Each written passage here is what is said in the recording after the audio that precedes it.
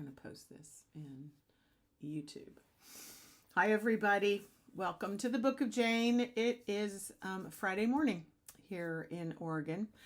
I just got off the Grandiosa, the MSC Grandiosa. For 14 days, we did the transatlantic. We left Port Canaveral to Barcelona. It was It was a lot of the stuff. And I have so many things to tell you. So I'm going to start with this one story. And because if I did a whole video, it would be a podcast. It would be like 3 hours long, like I'm Joe Rogan with a guest. Okay. So first story. On cruise ships, in the cruise ship world, there's a lot of talk now about eliminating your tips from your account on board, that the cruise lines have charged us forever.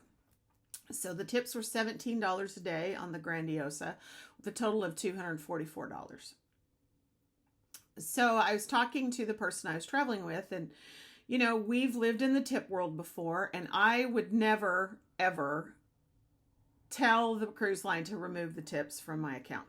And people are doing it because they feel like they want to tip out who has serviced them. They want to do cash tips only. And sometimes they just feel like they don't really even owe them anything. There's a lot of buzz around it. So we had several conversations on board about this. We felt like that we were aware of how this $244 gets split from this variety of people that are on the ship. You know, the lady that's folding the towels in the laundry to the guy that's cutting onions, that's his whole job on board, and you never see either of them. And so we were really, really talking about it. Now, we had a situation at the spa on board, which is a different story, which I would tell you in the next video, about some refund that we wanted, and the spa would not refund what we wanted them to refund.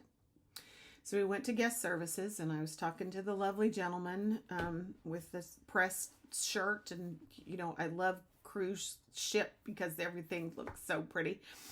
Anyway, and I said, well, what about removing my tips? And he goes, do you want me to remove your tips from your account? I said, no, I don't know. I do not. I just feel like it's the only power it's the only thing, it's a choice that I have now, because I don't feel like the spa is doing the right thing, you know? So we had a lot of stuff going on around that. So we decided, rather than make a rash decision, we went into the bar and had a glass of wine, and a bartender, when we got on board, we kind of created a little relationship with him. He was a lovely young man from Brazil, and he had been on board 7 years. And so I said, hey, can I ask you a question? He goes, sure. I said, so we're having this debate about tips, and we want to know if those tips actually reach everybody on board. And he goes, there's a lot of people that money goes out to. And I said, yeah. I said, but you get it, right? He goes, yeah, we get it, but it's pretty thin. And I said, okay. And I said, so why are you on board? And he said, well, I graduated from college in Brazil in engineering. I had a degree in engineering. And I said, oh, great. And he said, I had finished school, and my friend said, hey, you know, the MSC's hiring. Let's go see if we can get on board. So he did. He got the job, and he's been on board ever since. And he said, I can make more money tending bar on this ship than I could ever make in my home country as an engineer. And we're sitting there like, what? And I was like, oh my goodness, you know, because you think engineers in America are up in the six figures, you know, they're at the 100,000 plus and more in engineers, you know.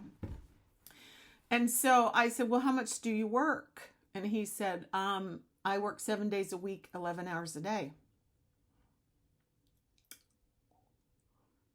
and we tried to not have that look on our face. And all I could think of was all the videos that I see of younger people going, "You want me to work 8 hours a day? Oh my God, I can't work. They want me to work these long shifts. They're 6 hours long, you know?" And I just was sitting there and I said, "Well, yeah, that feels like a lot." And he said, "We have room and board, doctors and dentists and eyeglasses, and they fly me home when my contract is over. They fly me back to the ship. He said, I make a commission when I sell a drink package at the bar." And he just started like telling us all the things. And he said, "When I'm done with the contract and I go home for 3 months," he said, "by the time 2 months is over, I am ready. I'm done. That's enough vacation for me." And and I was like, "What is going on?" So we, first of all, we don't have any concept of what real wages are as Americans out there in the world. I know it's a big thing, but it's just interesting to me that the cruise industry takes all these hits for, slave labor, and they're, not making enough money. But everybody that we talked to there had been on ships for at least 5 years, 20 years. We heard 30 years. I've been on ships for 30 years, and this is how I take care of my family, and everybody loves it. And I make gobs of money to send home to my family. And